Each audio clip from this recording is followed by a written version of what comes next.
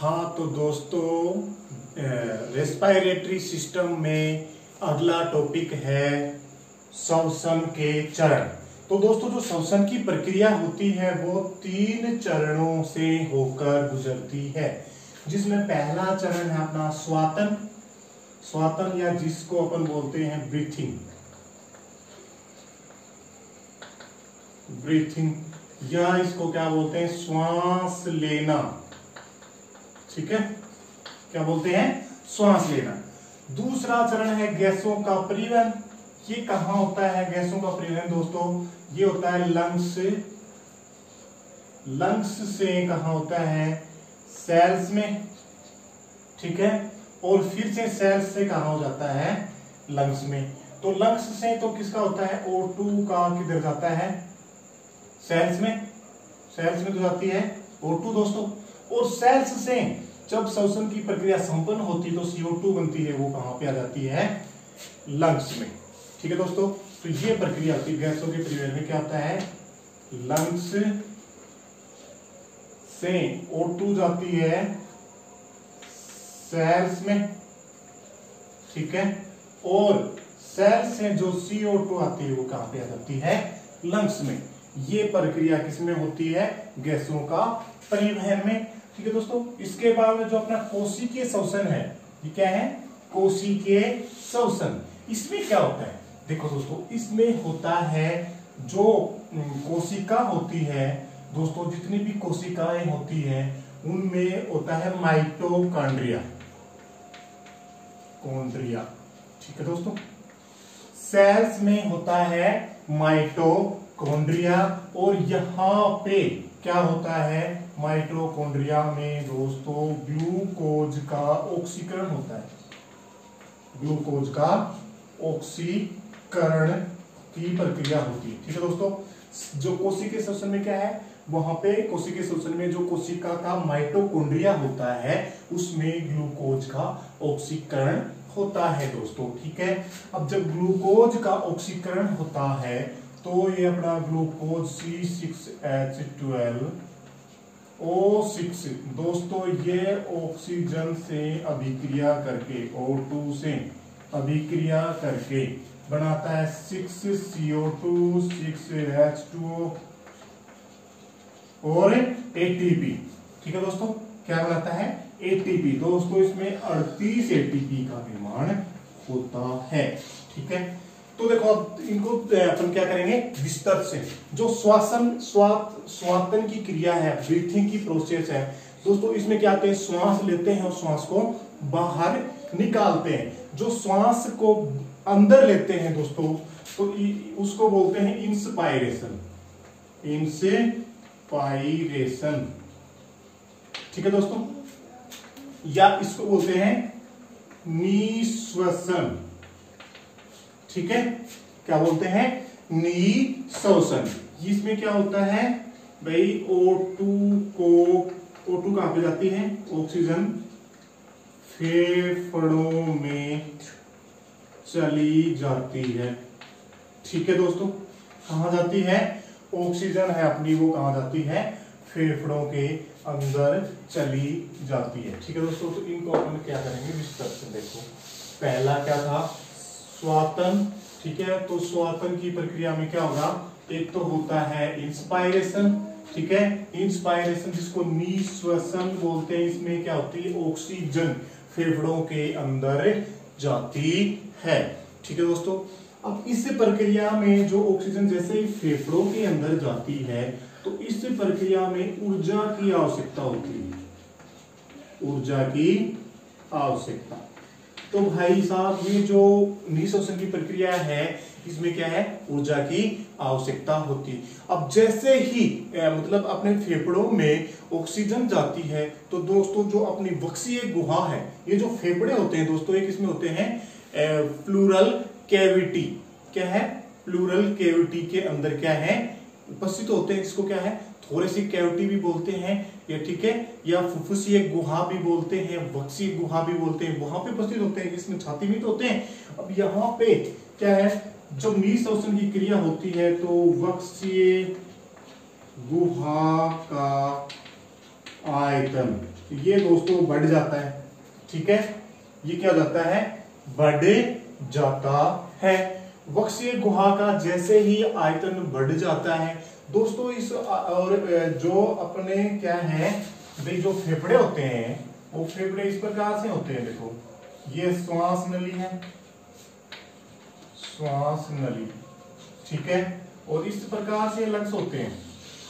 ठीक है दोस्तों, और ये श्वसनी क्या है, श्वसनी, ठीक है। अब ये फेफड़ा, इनके जस्ट नीचे क्या होता है, तनुफट, जिसको क्या बोलते हैं, तनुपट या डायफ्राम, कैसी संरचना होती है। जैसे ही वक्सीय गुहा का आयतन बढ़ता है तो जो ये तनुपट है ये कैसा हो जाता है, चपटा हो जाता है।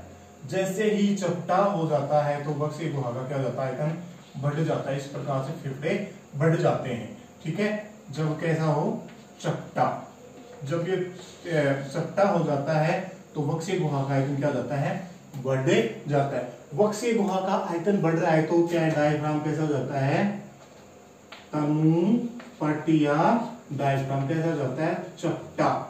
ठीक है दोस्तों, इस प्रक्रिया में जो एक मसल्स होती है जिसको बोलते हैं इंटरकोस्टल मसल्स, ठीक है, या क्या बोलते हैं, अंतरापार्श्विक पेशी। ठीक है, क्या होती है, अंतरा परशु भी बोलते हैं, परशु पेशी।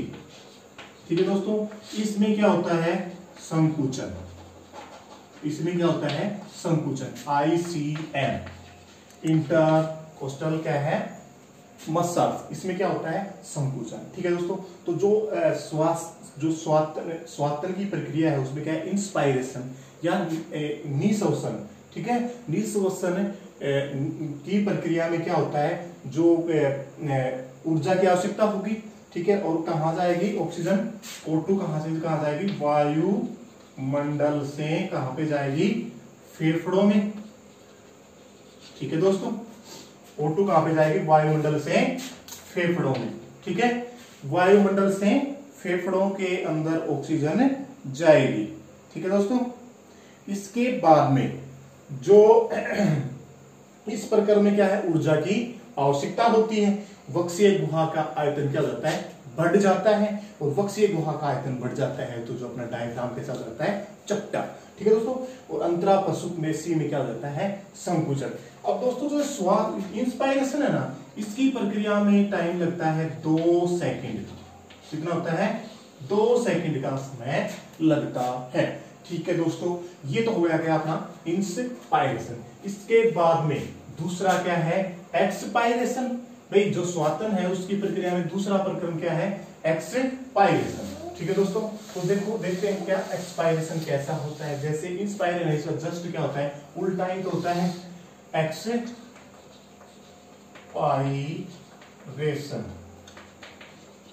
जिसको क्या बोलते हैं अपन, उच्छ्वसन।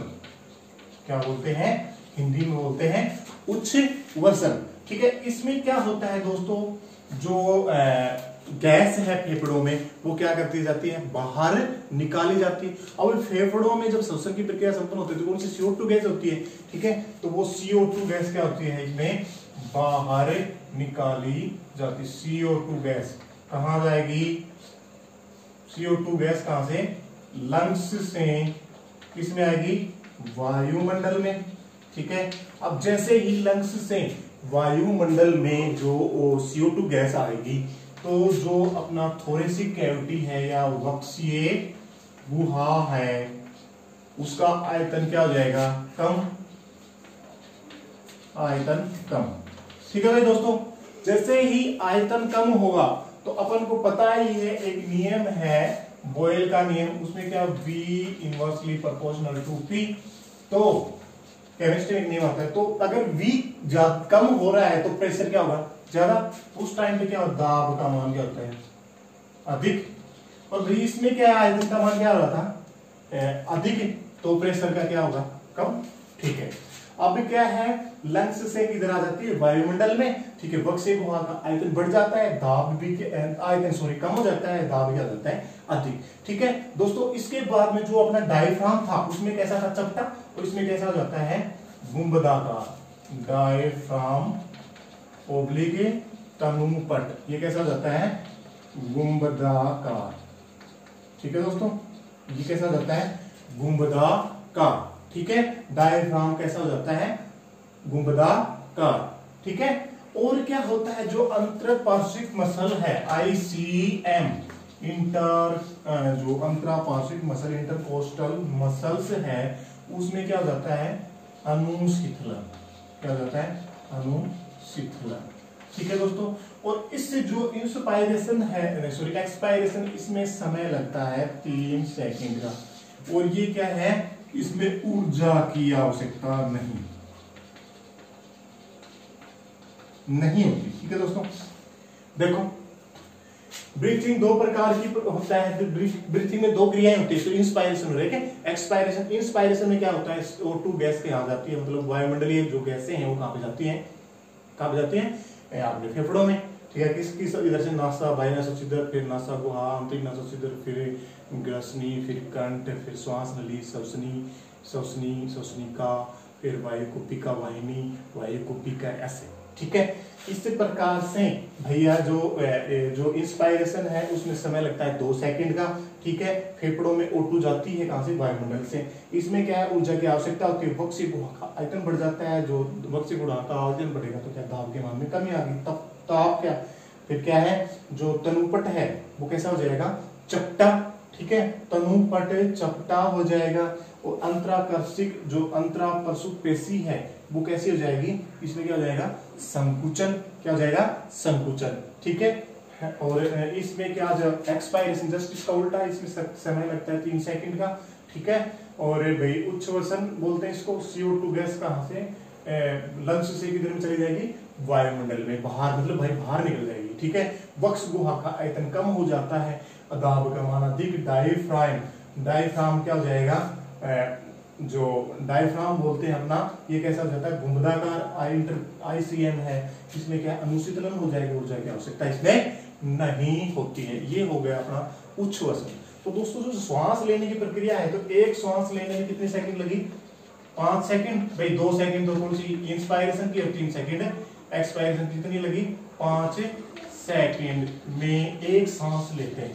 ठीक है दोस्तों, ठीक है, क्या 5 सेकंड में क्या लेते हैं? लगभग एक संख्या जो श्वास लेते हैं उसकी प्रक्रिया पूर्ण होती है। अब देखो दोस्तों, जो ब्रीथिंग रेट है ना, जो ब्रीथिंग रेट है वो जो मनुष्य होते हैं उनकी जो अवस्था है या एज के आधार पर परिवर्तित होती रहती है। जो ब्रीथिंग रेट है, श्वसन दर, ब्रीथिंग रेट, देखो जो 2 माह का बच्चा होता है से लेकर 2 वर्ष तक जो ब्रीथिंग रेट होती है वो होती है 35 पर मिनट। ठीक है दोस्तों, कितनी होती है? 35 पर मिनट। ठीक है, इसके बाद में जो 2 वर्ष का बच्चा होता है उससे लेके 6 वर्ष तक के जो बच्चा होता है, जो चाइल्ड स्टेज होती है, उसमें ब्रीथिंग रेट होती है दोस्तों 23 पर मिनट। 1 मिनट में 23 श्वास लेता है। ठीक है, इसी प्रकार जब वो 6 से 12 वर्ष का होता है तो उसकी जो ब्रीथिंग रेट है वो घट जाती है। कितनी? 20 मिनट मतलब 1 मिनट में 20 श्वास लेता है। ठीक है, उसके बाद में दोस्तों जब वो 12 से 15 वर्ष का होता है तो उसकी ब्रीथिंग रेट हो जाती है 18 पर मिनट।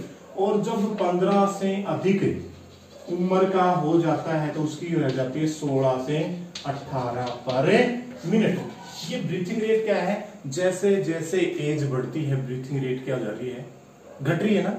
तो जो एज बढ़ने पर ब्रीथिंग रेट क्या होती है? घटती है। और दोस्तों जब अपन क्या करते हैं भाई, हार्ड वर्क करते हैं, जैसे दौड़ लगाते हैं, प्रैक्टिस करते हैं, तो उस टाइम पे क्या है? ब्रीथिंग रेट बढ़ जाती है। ठीक है, हार्ड वर्क करने पर ब्रीथिंग रेट,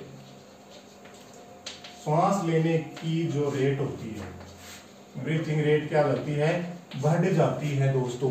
क्यों बढ़ जाती है? क्योंकि उस टाइम पे अपन को जो शरीर है उसको अत्यधिक एनर्जी की आवश्यकता होती है, और अत्यधिक एनर्जी की आवश्यकता होती है तो जो ग्लूकोज है उसका ऑक्सीकरण भी क्या है, एनर्जी तभी बढ़ेगी जब ग्लूकोज का क्या हो, ऑक्सीकरण मतलब श्वसन की प्रक्रिया हो। अब श्वसन की प्रक्रिया में ऑक्सीजन की क्या है आवश्यकता, तो ब्रीथिंग रेट क्या होती है, बढ़ जाती है। इसी प्रकार दोस्तों जब अपन सोते वक्त है ना, सोते वक्त ब्रीथिंग रेट क्या जाती है, घट जाती है। ब्रीथिंग रेट दोस्तों ये घट जाती है। जब इंसान सोया, मनुष्य सोया रहता है उस टाइम पे उसकी ब्रीथिंग रेट क्या जाती है, घट जाती है। क्यों घट जाती है? उसका रीजन ये है कि जो दोस्तों जब इंसान सोया रहता है उस टाइम पे एनर्जी की आवश्यकता कम होती है। ठीक है, ये होगी अपनी ब्रीथिंग रेट या ब्रीथिंग। ठीक है, इसके बाद में अगली जो प्रक्रिया है इसमें रेस्पिरेटरी सिस्टम में जो श्वसन है उसकी प्रक्रिया में या मैकेनिज्म में अगला है गैसों का परिवहन। दोस्तों ये क्या होता है अगला, इसमें क्या है दूसरा पॉइंट, गैसों का परिवहन। दोस्तों ये कहां होता है, ये होता है लंग्स, लंग्स जो अपने फेफड़े होते हैं, फुफ्फुस और किनके बीच में, सेल्स के मध्य। ठीक है, ये किसमें होता है, गैसों का परिवहन किसमें होता है, लंग्स और सेल्स के मध्य। तो दोस्तों लंग्स से O2 तो जाती है किसमें, सेल में, O2। ठीक है, और सेल्स से क्या जाती है, CO2 किसमें आ जाती है, लंग्स में। तो इस जो परिवहन, इस प्रक्रिया को क्या कहते हैं, परिवहन। और दोस्तों इस जो परिवहन की प्रक्रिया होती है लंग्स और सेल्स के मध्य, वो गैसों का जो आदान प्रदान लाया जाता है, ले जाया जाता है, इसे क्या कहते हैं, परिवहन। ठीक है, ठीक है, लंग्स और सेल्स के मध्य ऑक्सीजन और CO2 का जो परिवहन जो ले जाया जाता है उसे क्या कहते हैं, परिवहन। दोस्तों इस जो परिवहन की प्रक्रिया होती है उसमें मुख्य भूमिका निभाता है अपना हीमोग्लोबिन। ये हीमोग्लोबिन O2 का परिवहन करता है दोस्तों। 97% O2 का परिवहन किसके द्वारा होता है, हीमोग्लोबिन के द्वारा। और दोस्तों बचा हुआ 3% जो परिवहन होता है O2 का, वो किसके द्वारा होता है, प्लाज्मा के द्वारा। ठीक है दोस्तों, तो O2 का परिवहन किसके द्वारा होगा, O2 का परिवहन दोस्तों किसके द्वारा होगा, HB के द्वारा 97%। ठीक है, और प्लाज्मा के द्वारा दोस्तों होगा 3%। इसके बाद में अपनी बची CO2 का परिवहन दोस्तों जो CO2 है उसमें का परिवहन में सबसे ज्यादा बाइकार्बोनेट आयन द्वारा होता है, और ये होता है 70 से लेकर 75% परिवहन कौन करता है, अपना बाइकार्बोनेट आयन। ठीक है, उसके बाद में बचा हुआ जो HB है ना, HB हीमोग्लोबिन, इसके द्वारा होता है लगभग 20 से 25% परिवहन। और जो अपना प्लाज्मा है दोस्तों, प्लाज्मा इसके द्वारा होता है लगभग 7%। तो ये दोस्तों अपन को याद रखना है, क्या याद रखना है कि जो O2 है उसका परिवहन सबसे ज्यादा 97% हीमोग्लोबिन के द्वारा होता है। ये हीमोग्लोबिन ऑक्सीजन को जोड़कर ऑक्सी हीमोग्लोबिन नामक एक कंपाउंड बनाता है, कॉम्प्लेक्स कंपाउंड, उपसंयोजक यौगिक या समकुल यौगिक। ठीक है, और 3% प्लाज्मा के द्वारा होता है। ठीक है, अब इसी प्रकार CO2 का परिवहन, इसमें CO2 के परिवहन में मुख्य भूमिका निभाता है बाइकार्बोनेट आयन। ठीक है, ये बाइकार्बोनेट आयन करता है 70 से 75% परिवहन। ठीक है, और जो ये अपना हीमोग्लोबिन है ये CO2 का परिवहन करता है लगभग 20 से 25%। और जो बच्चा कुचा है जो 7% कौन करता है, अपना प्लाज्मा। ठीक है दोस्तों, तो ये क्या हो गया अपने गैसों का परिवहन। गैसों का परिवहन किसमें होता है भैया, जो सेल्स है और क्या है, लंग्स है उसके मध्य। लंग्स में भी क्या है, लंग्स की जो एल्वियोलाइज होती हैं वायु कुपिकाएं हैं उनके मध्य, उनके शरीर की विभिन्न कोशिकाओं। दोस्तों वायु कुपिकाएं छोटी छोटी संरचनाएं होती हैं और ये वायु कुपिकाएं संपूर्ण लंग्स का निर्माण करते हैं। तो इसके कारण जो लंग्स है ना, या फुफ्फुस है, फुफ्फुस की संरचनात्मक व क्रियात्मक इकाई बोलते हैं किनको, वायु कूपिका को। ठीक है दोस्तों। अब ये वायु कूपिकाओं से जो ऑक्सीजन होती है दोस्तों, वो क्या है, रक्त के द्वारा कहाँ पे चली जाती है, विभिन्न कोशिकाओं में, और वहां पे जो शोषण की प्रक्रिया में जो CO2 बनती है वो कहाँ से, वही जो रक्त के द्वारा ये कहाँ पे आ जाती है, अपने फेफड़ों में, और उससे को क्या कर दिया जाता है, बाहर एक्सपायरेशन के द्वारा, बाहर उच्च शोषण की क्रिया के द्वारा बाहर निकाल दिया जाता है। ये गैसों का क्या हो गया, परिवहन। ठीक है दोस्तों। इसके बाद में अगला है सेलुलर रेस्पायरेशन, कोशिकीय श्वसन। ठीक है दोस्तों, अगर वीडियो आपको पसंद आए तो वीडियो अच्छा लगे तो वीडियो को लाइक करना, शेयर करना और मेरे चैनल को सब्सक्राइब करना। ठीक है दोस्तों। तो अगला है कोशिकीय श्वसन। कोशिकीय श्वसन।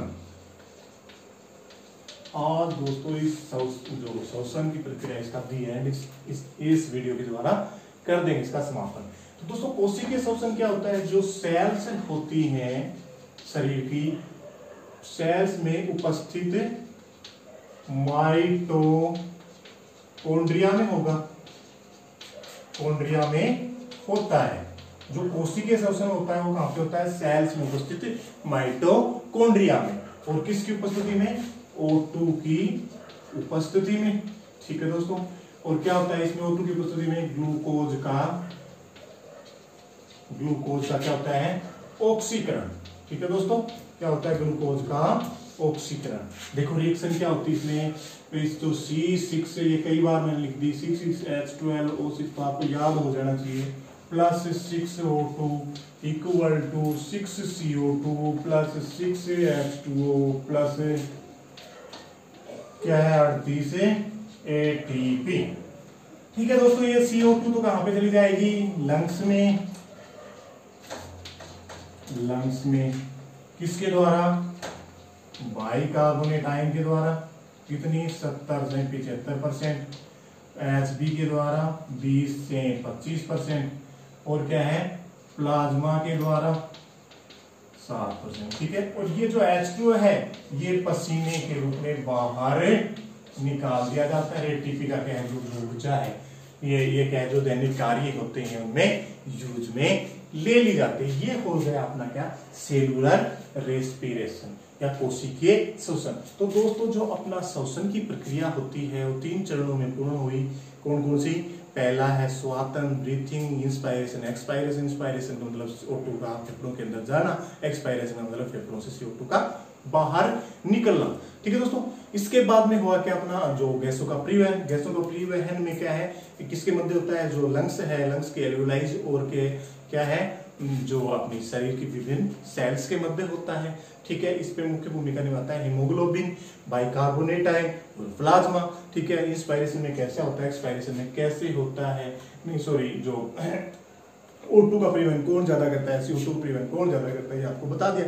अब इसमें एक मुख्य बात और रहेगी दोस्तों, क्या कि जो इंस्पायरेशन की प्रक्रिया होती है, क्या होती है, इंस्पायरेशन की प्रक्रिया। ठीक है दोस्तों। इंस्पायरेशन, ठीक है दोस्तों, उसमें जो वायुमंडल में जो गैसें होती हैं उनकी कितनी परसेंटेज मात्रा ली जाती है। तो दोस्तों सबसे ज्यादा तो होती है N2 की अपन इंस्पायरेशन में लेते हैं 8 से होती 8% मात्रा अंदर लेते हैं। ठीक है। इसी प्रकार दूसरी गैस होती है O2 की लेते हैं अपन 21%, और इसी प्रकार जो CO2 है उसकी मात्रा लेते हैं अपन 0.03%। ठीक है दोस्तों। इसके बाद जो एक्सपायरेशन होता है, एक्सपायरेशन मतलब उच्छ्वसन, इसको क्या बोलते हैं, निःश्वसन, और इसको क्या बोलते हैं, उच्छ्वसन। इसकी प्रक्रिया में जो नाइट्रोजन है पूरी की पूरी बाहर निकाल दी जाती है, और जो अपनी O2 है दोस्तों 21% बाहर न निकालकर 16% ही बाहर निकाल दी जाती है, और जो 5% है वो किस में काम आ जाती है दोस्तों, जो ग्लूकोज के ऑक्सीकरण में, और CO2 बन जाती है उसमें। ठीक है। तो जो CO2 दोस्तों अपने कितनी 0.03% ली, वो बढ़कर उसका जो मात्रा है उसकी हो जाती है 4 50%, क्योंकि जो ग्लूकोज है उसके ऑक्सीजन में CO2 होती है एक्स्ट्रा, वो भी बाहर तो निकलेगी ना। तो जो इंस्पायरेशन है उसमें नाइट्रोजन की मात्रा ली जाती है 78%, O2 की 21% और CO2 0.03%, ठीक है। और एक्सपायरेशन में जो उत्सर्जन में नाइट्रोजन बाहर निकाल दी जाती है 78%, O2 16% और CO2 4%, ठीक है दोस्तों। अब कुछ बातें रहेगी दोस्तों, जो अपने फेफड़े होते हैं, लंग्स होते हैं, वो कहाँ उपस्थित होते हैं। तो दोस्तों जो अपने फेफड़े होते हैं या लंग्स होते हैं, ये कहाँ पे उपस्थित होते हैं। कर दिया बंद, चल रहा है, ठीक है। 2 मिनट का अभी मैं चैप्टर फिनिश ही कर रहा हूं। तो जो वक्सीय गुहा में उपस्थित होते हैं कौन, फेफड़े, लंग्स, ठीक है दोस्तों। इन जो लंग्स है इसको फेफड़े बोलते हैं और क्या बोलते हैं, फुफ्फस, क्या बोलते हैं, फुफ्फस, ठीक है। ये कैसे होते हैं, स्पंजी होते हैं दोस्तों, कैसे होते हैं, स्पंजी, ठीक है। और इन जो फुफ्फस होते हैं उन पर एक आवरण होता है, क्या होता है कि आवरण। इस जो फुफ्फस होते हैं इन पे क्या होता है कि आवरण, परत होती है जिसको बोलते हैं फुफ्फसीय आवरण, ठीक है। या इसको बोलते हैं प्लूरल मेम्ब्रेन, प्लूरल मेम्ब्रेन। ये क्या करती है, जो प्लूरल मेम्ब्रेन होती है दोस्तों, ये क्या है, जो फुफ्फस होता है, फुफ्फस की बाहरी आघातों से रक्षा करती है, ठीक है दोस्तों। जो फुफ्फुस होते हैं वक्सीय गुहा में उपस्थित होते हैं, ठीक है। और इन जो फुफ्फुस होते हैं उनमें जो स्पंजी होते हैं और इन पर बाहरी आवरण होता है, इसको क्या बोलते हैं, प्लूरल मेम्ब्रेन या फुफ्फुसी आवरण, जो कि फुफ्फुस की बाहरी आघातों से क्या करती है, सुरक्षा। और जो फुफ्फुस है उसकी संरचनात्मक और क्रियात्मक इकाई क्या कहलाती है, वायु कुपिका, ठीक है दोस्तों। क्या कहलाती है, वायु कुपिका। तो ये हो गया अपने क्या, रेस्पिरेटरी सिस्टम, ठीक है दोस्तों। अगर वीडियो आपको पसंद आए तो उसको लाइक करना, शेयर करना और मेरे चैनल को सब्सक्राइब करना।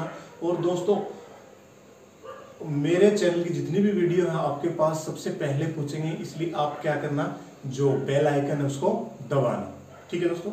थैंक यू, धन्यवाद।